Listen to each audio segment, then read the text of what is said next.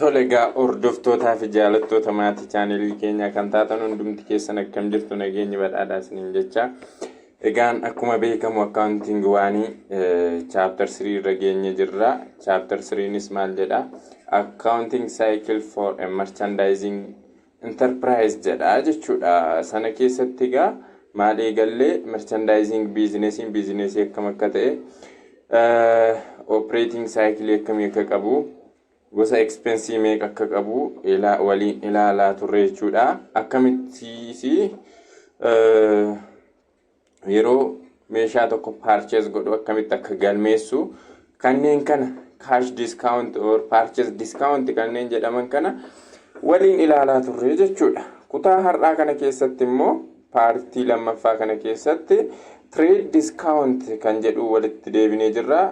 Kana qofaa miti toppikii gaggabaaboo baay'een irra ni jiru waliin ilaalaa jechuudha. Mee kanaaf iyyuu kallattumaan gara mata duree keenya har'aattaa ceenu innis maal jedha? Trade discount jedha jechuudha. Trade discount jechuun maalidha? A reduction from the list price. A reduction from a list price. Kana jechuuni gatii meeshaa ho'iirra yeroo namaaf hir'ifamu jechuudha. Seeleriini yeroo baay'eeriif gatii meeshaa sanarraa hir'isuuf maaliifi fakkeenyaaf asirraa akka argitan 10% discount for a new retail store customer jedha. Kana jechuun namni suni customerii yookiin maamila haaraa dhufee fi attract gochuuf yookiis immoo namni sun deddeebi'ee akka irraa bituuf maal godha? Gatii meeshaa sanarraati maal godhaa fi hin hir'isaafi jechuudha. Inni akkasi trade discount jedhama. Karaa biraa immoo maal ta'uu danda'a? Trade discountiin yeroo baay'ee irraa bittu yoo ta'e, meeshaa baay'ee yeroo baay'ee irraa bittu yoo ta'e maalidha?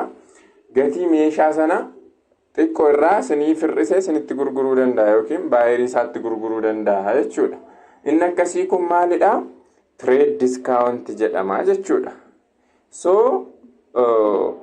trade discount is not recognized in accounting records jedha. Trade discount kana immoo hin galmeessinu. Maaliifi just attract gochuuf fedhii masaa irraa hir'isuufiif waan kana raawwata yookiis customerii isaa attract gochuuf waan fayyadamuufi trade discountiin kun hin galmaa'u. Kanaaf iyyuu maalidha? Transaction are recorded net of discount jedha. Kana jechuun maalidha? Kuma tokkoon gurgurtanii kan gurguramu 200 irraa yoo kuttanii fi 800 gurgurtan maalidha? Transactioniin kun maaliin galmaa jechuudha? 800 jettanii galmeessitu jechuudha. Maaliif isheen 200 kun maalidha? Trade discountidha waan ta'eef trade discountiin immoo hin galmooftu jechuudha isheen 200 kun. Fakkeenya fudhannee ilaallu. Fakkeenyaaf example jedheet April 1 2020 purchased a merchandise with list price of birr 10,000 and trade discount 20% on account on terms of to net 30 jetti lasheen kuni kanaan gatiin meeshaa sana 10,000dha. Trade discountii meeqa qaba? Percentii 10. Termii akkamiiti immoo 2 net 30dha. 210 net 30dha. Kana jechuun guyyaa 10 keessatti yoo kaffale guyyaa credit termii isaa guyyaa 30 keessatti kaffaluu qabdaadha. Guyyaa 10 keessatti yoo kaffalte percentii 2 irraa sii citaa kan jedhudha. So amma trade discountiin immoo meeqatu jira? Percentii 10. So percentii 20 dhiifama. Percentii 20dha. So akkamitti galmeessuu qabare? Trade discountii kanarraa kutee galmeessuu qaba. Trade discountii kanarraa kutee galmeessuu qaba. Gatiin meeshaa sanaa meeqadha? 10,000 jenneerra. 10,000dha gatiin meeshaa kana. 10,000 yoo ta'u percentii 20 irraa yoo kunne meeqanuu ta'a? Percentiin 20 10,000 meeqadha? 8,000 jechuudha. Gatii meeshaa kana meeqa jennee galmeessinaa? 8,000 jennee galmeessinaa jechuudha. Isheen 2,000 irraa citte kun hin galmooftu trade discountiin kun. So yeroo galmeessinu predikii jalatti akkuma dura isinitti hime purchase jennee galmeessina. Purchase jennee meeqaan debit goona? 8,000 account payable jenne meeqaan 8,000 credit goona jechuudha. Perpetually jalatti immoo maalidha inventory jennee galmeessuu qabna. Perpetually waan ta'eef inventory merchandise inventory jennee 8,000 debit goona. Account payable jennee meeqaan credit goona 8,000 credit goona jechuudha. So amma namni kun egaa osoo guyyoota 10 gidduutti kaffalee termiin sun 210 net 13 dha jenna. 210 net 13 dha. Osoo guyyaa 10 keessatti kaffalee egaa discountiin argatamu hin argatu hin argata. So amma namni kun maalidha assume jedha akka kanaatti mi'aa yaannu. On April 10 2014 ABC company issues check to pay for April's 1 purchase. Guyyaa maalidha April 1 kana kan walii galan kan bite April 1 irratti bite guyyaa 10 gaafa April 10 osoo kaffalee fiiga gatii meeshaa sanaa jechuudha. On accountii bite guyyaa 30 gidduutti kaffaluu qabda kan jedhamu bite. Yoom immoo walii galan April 1 inni immoo yoom kaffale guyyaa 10 keessatti kaffale. April 10 osoo kaffale maal cash discount ni argata jechuudha. Yeroo kana immoo cash discount akkamitti galmeessina trade discount 20 keessaa baasneerra 10 sana keessaa 8,000 itti gale 8,000 kana keessaa immoo maal baasna percentii 2 cash discount baasna jechuudha. Cash discount isaa guyyaa 10 keessatti kaffaleera waan ta'eef 8,000 baay'isu 0.02 jenna jechuudha. Meeqa nuu dhufa 160 akkuma sirraa argitan 160 nuuf dhufa jechuudha. Isheen kun maal jedhamti cash discount or purchase discount jedhamti jechuudha.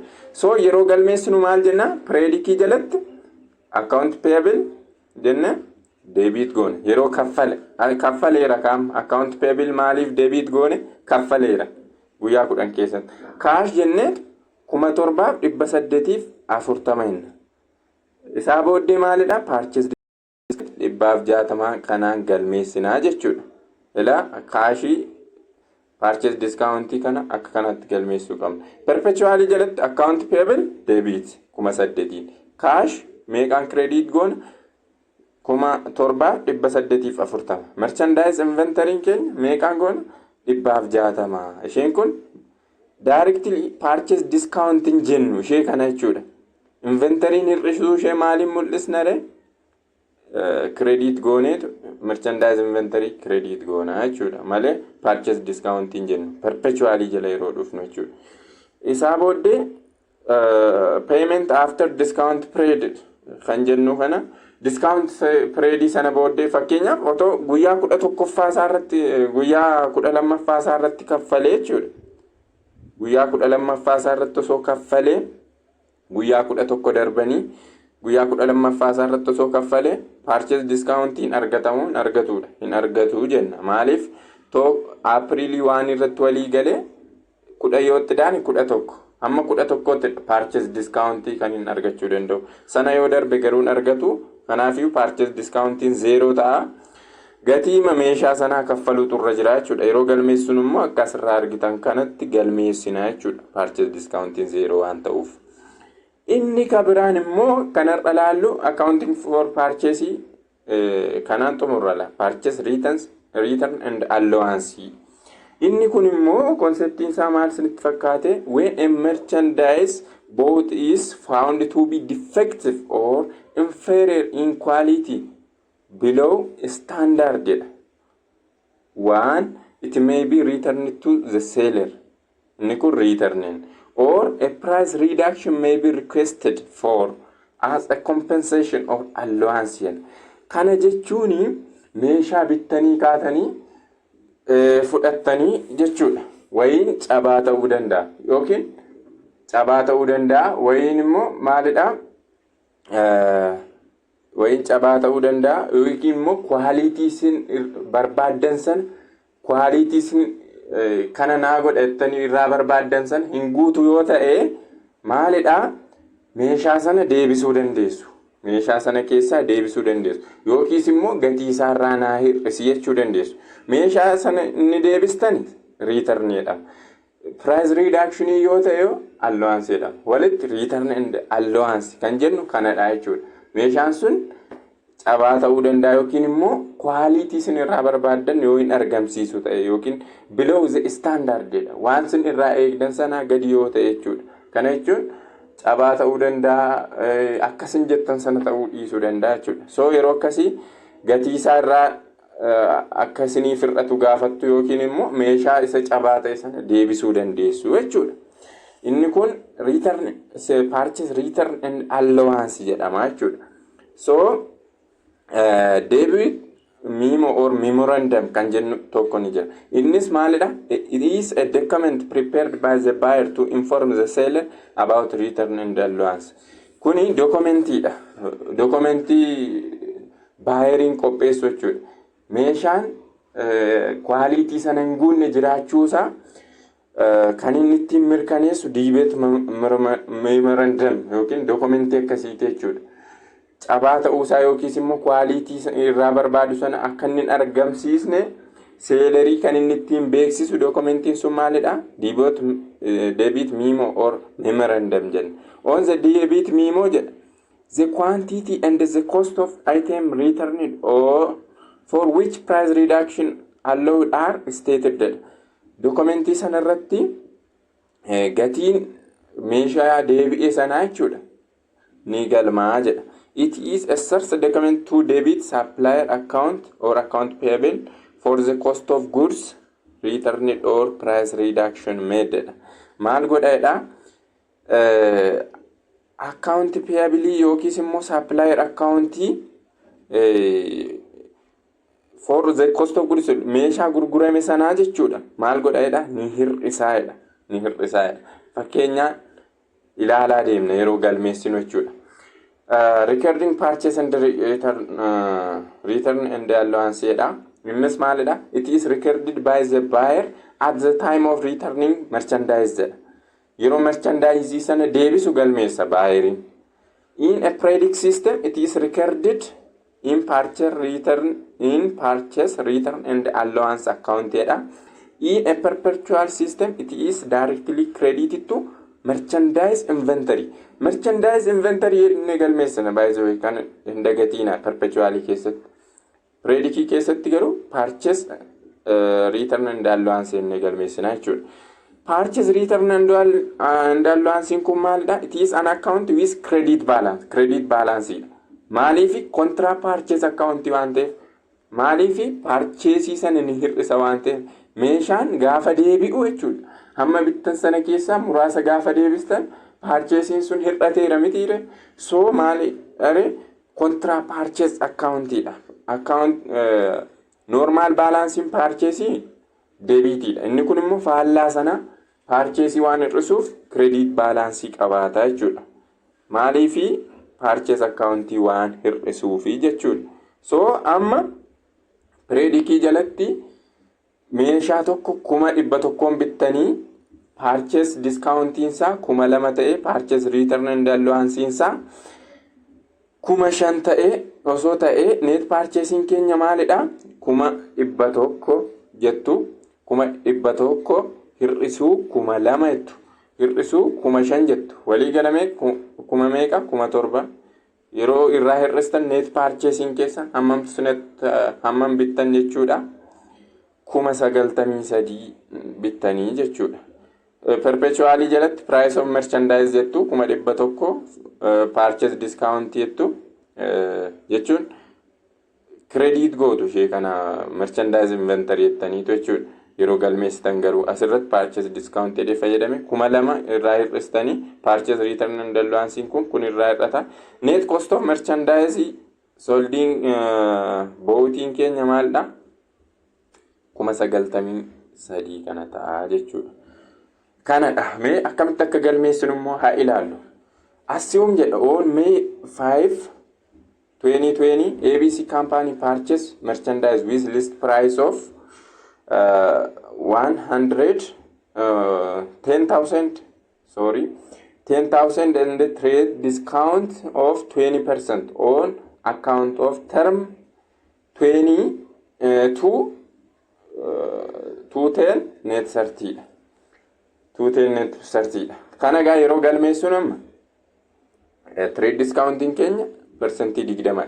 Percentii 20 kana irraa kunnee galmeessina. Percentiin 20 irraa cituu qabdi jechuudha. Percentiin 20 maaliif trade discounting dha. Gatii irraa hir'iseef jechuudha attract gochuuf customer isaa. So yeroo percentii 20 irraa kunnu percentii 10,000 irraa percentii 20 yeroo kuttan meeqadha? 8,000 sinii dhufa. 8,000 sinii dhufa. Percentiin 20 yoo irraa citu jechuudha. So yeroo galmeessinu purchase jennee meeqanna 8,000 galmeessina jechuudha. Account payable jennee meeqan credit goona 8,000. Azzalattis kunoo bifa kanaan galmeessina jechuudha. Ammoo gaa maalidha? Assume jedha. On May 7, 2020 jedha. ABC company returned merchandise purchased on May 5 jedha. On May 5 for $500 debit memo jedha. Debit memo kanaan beeksise jechuudha. Meeshaa gatiin isaa $500 ta'u deebisuu beeksise gaafa May 7 jechuudha. May meeqatti immoo bite? May 5 irratti bite. So gatiin isaa 500 kan ta'u deebi'eera jechuudha. Amma merchandising keenya gatiin isaa 500 tilmaamu deebi'e. So kanaafiyyuu amma yeroo galmeessinu yoom galmeessa inni yeroo deebisu sana galmeessaa inni dhagaa baayeriin keenya yeroo sana galmeessaa inni. So akkamitti galmeessaree namni kuni account payable jedheetu maal godha? 500 debit godha jechuudha. Purchase return and allowance jedhee meeqaan credit godha? 500 credit godha jechuudha. Maaliif ishee kanarraati 500 hir'achuu ishee mul'isuuf maal godha? Purchase and return and allowance jedheetu 500 hir'isaa jechuudha. Yookiin credit godha jechuudha. Kun bifa kanaan galmeessinaa jechuudha. Perpetually jalatti maal goona? Meeshitti deebitee sana credit goona. Account payable keenya debit goona jechuudha. Perpetually jalattoo account payable jennee debit goona. Merchandise inventory jenna. Instead of saying purchase return and allowance jechuudha. Kana jechuurra maal jennaa? Perpetually jala yeroo dhufnu merchandise inventory jennee credit goona jechuudha 500. Bifa kanaan kan nuyi galmeessinu jechuudha. Amma kabira yaada biraa kan immoo laala. Payment of remaining balance with in discount period. Discount period keessatti osoo kaffale kana jechuun yerootti gatiin irraa hir'achuu fi qabu keessatti yoo kaffale discount period as keessatti 210 net 13 waan ta'eef discount period guyyaa 10dha. Percentiin irraa cituuf immoo percentii 2dha. So amma dura trade discount keessaa baafneera 10,000 keessaa 8,000 ta'e. Amma immoo meeshaan gatiin isaa 500 ta'u keessaa baasna. 500 gaafa keessaa baasnu meeqatu nu hafa jechuudha? 7,500 jechuudha. Kuni sababii inferior quality yookiis immoo defective waan qabuuf gatii meeshaa gatiin isaa 500 tilmaamamu deebisneerra waan ta'eef maalidha amma purchase discounting kamirratti hojjenna jechuudha? 8,000 irraa 500 hir'isna jechuudha. 500 hir'isnee akkamitti hojjenna?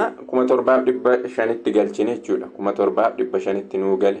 Isaa booddee purchase discount 7,500 kanarratti hojjenna jechuudha. Inni immoo percentii 2 waan ta'eef 7,500 baay'isuu duwwaa 2 jettu jechuudha. Purchase discount isaa baasuuf kanaan hojjettu jechuudha. Yoo kanaan hojjennu meeqa nuuf dhufa? 150 nuu dhufa jechuudha. Akkuma kanarraa argaa jirtanii 150 nuu dhufa jechuudha. Kanaafiyyuu gatiin meeshaa sanaaf hammam kaffaltu jechuudha? Si walumaa gala hammam kaffaltuuf jechuudha? 7,350 kana qofaa kaffaltuufi jechuudha. Yoo discount period sana keessatti kaffaltan jechuudha gatii sana. So yeroo galmeessinu account payable jenneet meeqaan galmeessina? 7,500. Cash jenneet maal goona? 7,350 jechuudha. gatii isin kaffaltanii fidhan normally gatii isin kaffaltanii. Inni purchase discount hammam isinii hir'ise 150 isinii hir'iseera jechuudha yoo hin bittu ta'e jechuudha. As jalatti inni kun odduma kanatti garaagarummaa qaba malee zeseemiidha perpetually wajjin merchandise inventory jettu jechuudha gabaabumatti. Kunoo gabaabumatti baayeriin ishee kana qofaa kaffalaafi jechuudha seeleriif ishee kaash jettu kana qofaa kaffalaafi jechuudha. Ammoo konseptii biraan immoo iddoo kana jira sirriitti ilaala konseptii dabalataa tokko. Return after discount is taken jedha. Return after a discount is taken jedha. Osoo jedha discountii erga ta'ee booddee discountii erga irraa fudhatee booddee osoo return godhee jechuudha. Defective meeshaa inferior quality qabu sana soo argee erga discountiin ta'ee fi akkamitti galmeessa kan jennu immoo asirratti mi'a ilaalu. Maalidhaa? Assume jedha akkasitti haa fudhannu. On May 17 jedha. 17 2020 ABC company jedha. ABC company make additional return of dabalataan maal godheedha? Gaafa May 5 maal godhe? May 5 gaafa bite kana dhiifama. Gaafa May 5 kan bite kana 200 meeshaa 200tti lakkaa'amu gatiinsaa deebisee jechuudha. Gaafa May 17 jechuudha. Dabalataan dura 500 deebisee ture. Amma immoo maal godhe? Dabalataan inferior quality kan ta'e arge. Innis gatiinsaa hammamitti lakkaa'ama? $200 jechuudha. Sana booddee immoo erga discountiin ta'eefi discountiin kamirratti ta'eefi kunoo oddoo kana 15 kana irratti ta'eefi asirraa akka argitan. Isaa booddee guyyaa gaafa 17 kana immoo dabalataan hin deebise erga discountii fudhatee ka'e. Yeroo sana akkamitti galmeessare? Kaash jedheeti maal godhaa? 196 jedha. Maaliifi persentii maal gootanii ishee kamirrattis hin hojjetamte jechuudha. Ishee 200 kanarrattis hin hojjetamte jechuudha. Persentiin lama sun duwwaa tuqaa duwwaa lama jettanii galmeessitu jechuudha iddoo kanatti. Irraa hir'istu jechuudha. Purchase return and allowance sanarraa persentii duwwaa tuqaa persentii lama yookiis immoo duwwaa tuqaa duwwaa lama kanaan baay'istanii irraa hir'istu jechuudha. So yeroo kana waliin baay'istanii 4 dhufti. Asii waliin baay'isaa ilaala. Persentii 2 irraa kutaa birrii 200 irraa persentii 2 yoo kuttan birrii 4.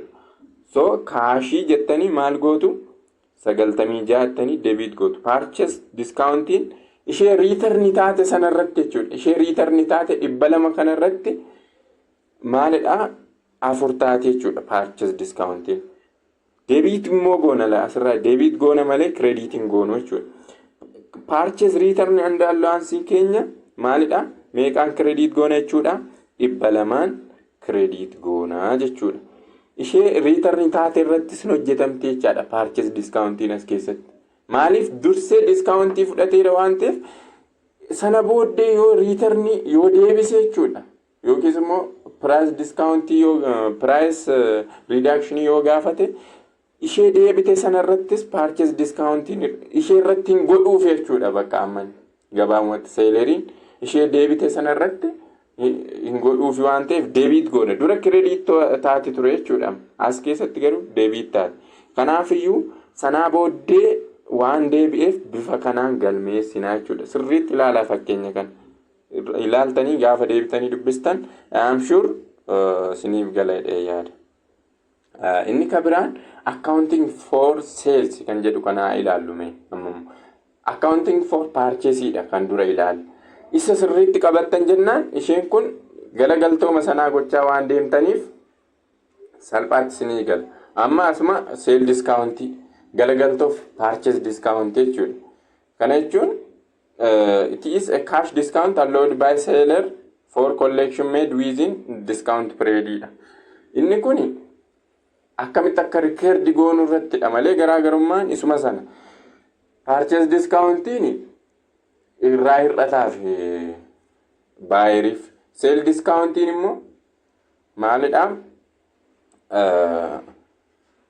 account receivable hir'isaa jechuudha. Account payable hir'isaa inni purchase discount. Inni kun immoo account receivable hir'isaa jechuudha. It is recorded by the seller at the time of collection. Inni purchase discount buyeriidhaan galmaa, sale discount no selleriidhaan galmaa. Yoom immoo yeroo maallaqa sassaabbatu sana galmeessa selleriin sale discount. It is recorded in sale discount account jedha. Sale discount accounting keenya kun immoo jedha. It is an account with debit balance jedha. Debit balance qaba. Seeliin keenya credit balance qaba.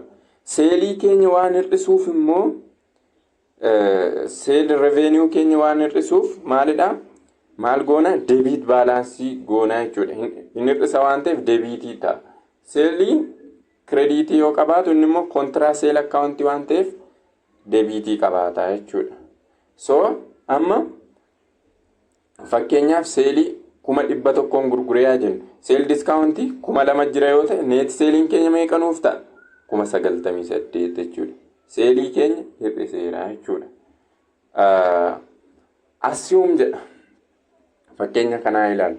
On January 8, 2014, ABC company cost sold merchandise on amount for bir 12,000 on 210 net 13 terms. The cost of merchandise sold was bir 10,000. Maal godhee ABC company jedhamu kun January 8 kanarratti maal godhee merchandise gurgure. Meeqatti gurgure? Amma seelerii dhagaa dura baayerii jechaa turre amma seeleriidha. Asirraa sirriitti nu hubattu garaagarummaa perpetualii fi predikis sirriitti nu hubattu. Amma 12,000 gurgure. Meeshaa sana immoo dura meeqaan bite? Cost of merchandise sold or cost of goods sold kan jennu jechuudha. Gatii bittaa meeshaa gurgurre sanaa jechuudha. Meeqadha? 10,000dha jechuudha. Meeqaan immoo bite? Meeqaan biteetu meeqatti gurgure jechuudha. 10,000 bite 12,000tti gurgure jechuudha. So yeroo galmeessinu kan akkamitti galmeessina? Predikii jalatti account receivable jenna. On account yoo gurgure jechuudha. Asii amma fakkeenya kanarraa on account gurgure kaashii miti jechuudha.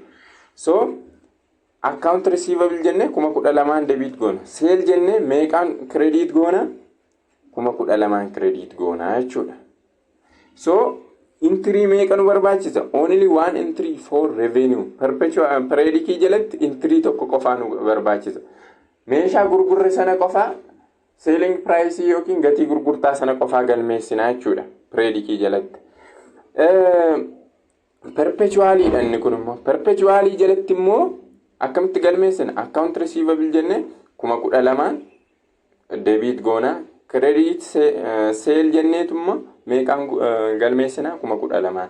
Dabalataan immoo gatii bittaa waan nu gurgurre sanaa galmeessina. So entry lama nu barbaachisaa jechuudha. Perpetualii jalatti. Lama maal jennaa? Cost of merchandise sold or sold jechuu dandeessu ishee kan. Meeqaan bitee jenne 10,000 bite. Kanaafi cost of goods sold or merchandise sold 10,000 debit. Merchandise inventory keenya meeqaan 10,000 credit goona jechuudha. Entry lama nu barbaachisa jechuudha. Perpetually jalatti. Inni dabalataa assumption collection within discount period.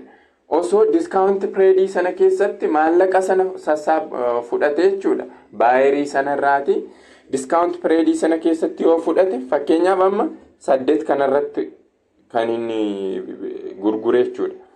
Maallaqa guyyaa 10 keessatti discount period sana keessatti yoo fudhate jechuudha baayerii irraa amma Juunii 18 dha discount period isaa. So amma guyyaa 15 osoo kaffalee fi baayeriin discountii argateera jechuudha. Baayeriin jechuudha discountii argateera. So akkamitti galmeessina ishee kana jechuudha. Gatiin meeshaa sanaa meeqatti gurgure seeleriin? Seeleriin 12,000tti gurgureera. So purchase sale discountii meeqa turre jira? Percentii 2. Maaliif baayeriin guyyaa meeqa keessatti kaffale gaafa 8 walii galanii discount period keessatti gurgureera gaafa 15 kaffale waan ta'eef persentiin 2 irraa cituufii qabaa jechuudha baayeriif irraa cituufii qabaa jechuudha. So persentii 2 kanarraa yoo kunne meeqa nuu dhufa 240 nuu dhufa jechuudha. Isheen kun seel discount jedhamti jechuudha. Gati hamma irraa hir'atte jechuudha. So hamman fudhachuu qaba gaama seeleriin yeroo galmeessinu kaash jennee hamma inni fudhatu hamma harka ga'u jechuudha. 12 irraa 240 yoo hir'isnu 11,760 nuu dhufa. So kaashii hamman fudhata 17,760 deebiitti goonee galmeessinaa jechuudha. Seel diskaawuntiin keenya immoo meeqaan kireediit taate jechuudha. Deebiit taate jechuudha. Seeliin keenya kireediitiidha. Seel diskaawuntiin immoo seelii waan hir'istuuf maal gooti? Deebiit taati. So deebiiti meeqaan goona jechuudha? 240 deebiiti. Kireediitii keenya akkaawunt risiivabilii 12,000 kireediit goona jechuudha. Gamalachuun walqixa ta'eera jechuudha. Akkanatti galmeessina. Perpetuaalii jalatti immoo akkamitti galmeessina? Kaash jenne akkuma sana. Seel diskaawunt jenne deebiit kanaan goona. Akkaawunt risiivabilii jenne 12,000 kireediit goona jechuudha. Bifa kanaan galmeessina. Inni kabiraan dura paarcheesii keessatti maal jenne? Purchase return and allowance as keessatti immoo galagaltoosa sale return and allowance faallaa masanaa jechuudha. It occurs when the buyer return defect item or ask a reduction of price for it. Seeleriin yeroo baayeriif hir'isudha jechuudha. Inni kun immoo maalidha? Credit memo or memorandum. Dura debit memo or memorandum jennirra. Kun immoo maalidha? A document prepared by seller to confirm about return and allowance. Credit memo or memorandum inni jennu kun immoo maalidha? Seeleriidhaan qophaa'a. Dokumentii seeleriidhaan qophaa'udha. Maal beeksisuuf? Return and allowance, return and allowance jiraachuu isaa mirkaneessuuf dokumentii seeleriin qopheessudha. It is a source document to credit customer accounts or account receivable for the cost of good returning and price reduction made jedha. Amma egaa seeleriidhaa yeroo kam galmaa yeroo meeshaan sun itti deebi'e sana galmaa jedha kun asirraa akka hubattan. Perpetuaalii jalatti akkamitti galmeessina?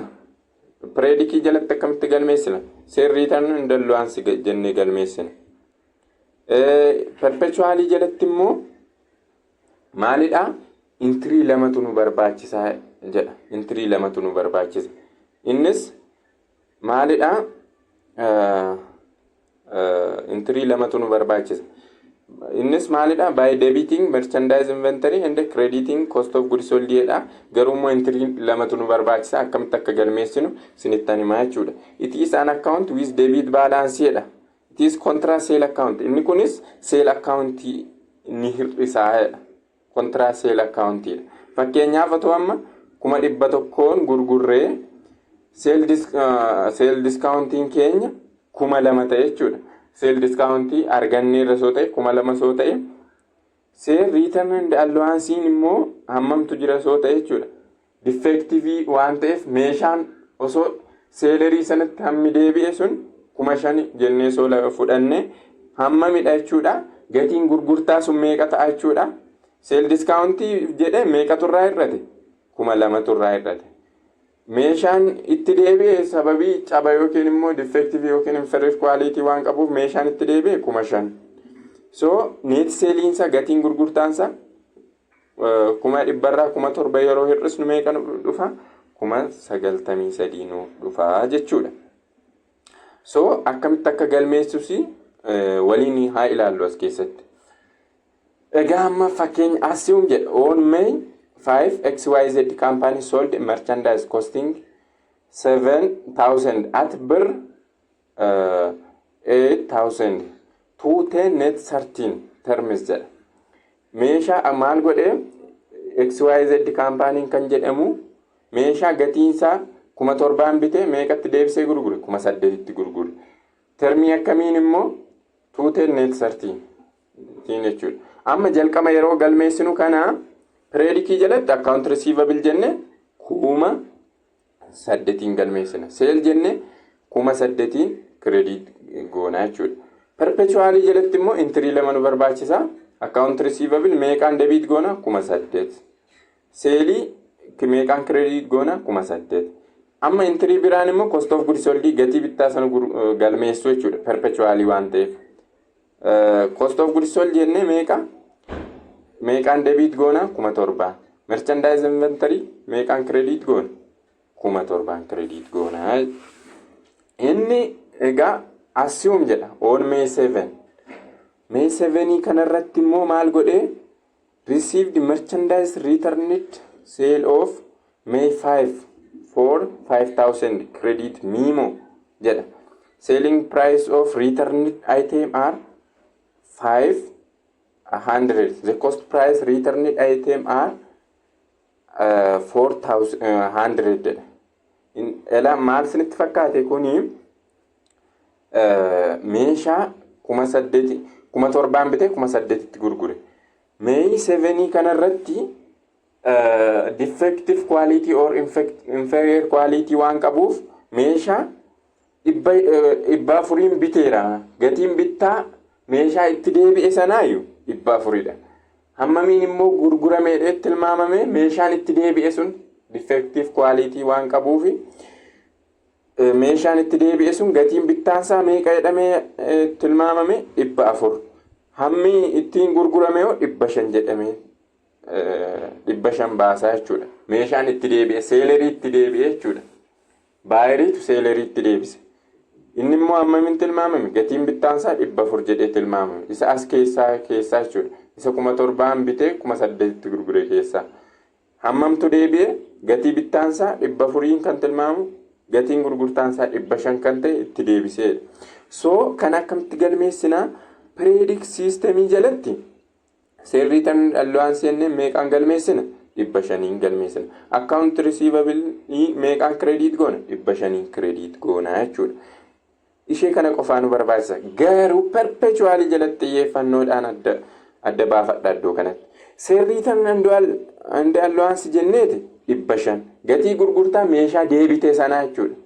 Meeqadha 500 debit goona. Account receivable keenya meeqaan credit goona 500 credit goona jechuudha. Amma kan biraan immoo maalidha? Gatii meeshaan deebite sun gatiin bittaan ishee meeqa jenneerra 400 jenne. Cost of merchandise returned 400 jenneerra. Dabalataan entry lama nu barbaachisaa jechuudha perpetually jalatti yeroo sale return and allowance jiraatu jechuudha. So maal goonari merchandise inventory 400 debit goona. Cost of goods sold keenya meeqaan credit goona jechuudha 400 credit goona jechuudha. Akka kanaatti kan nuyi galmeessinu.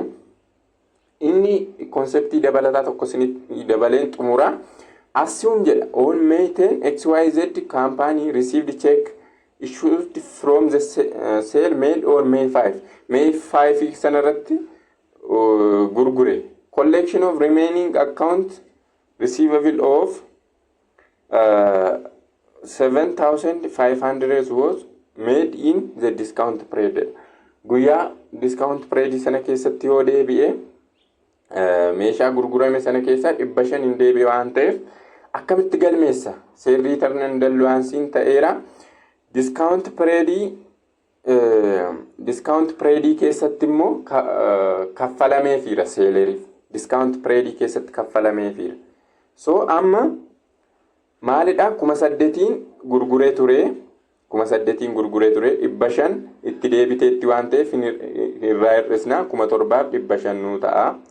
Kanarraa immoo discounti godheera waan ta'eef baayiriif hammamtu irraa citaa persentii 2 irraa citaa waan jechuudha. Baayiriin discount period keessatti waan kaffaleef. So akkamitti galmeessina May 10 kanarratti cash jenneeti hammanni fudhachuu qabu seeleriin.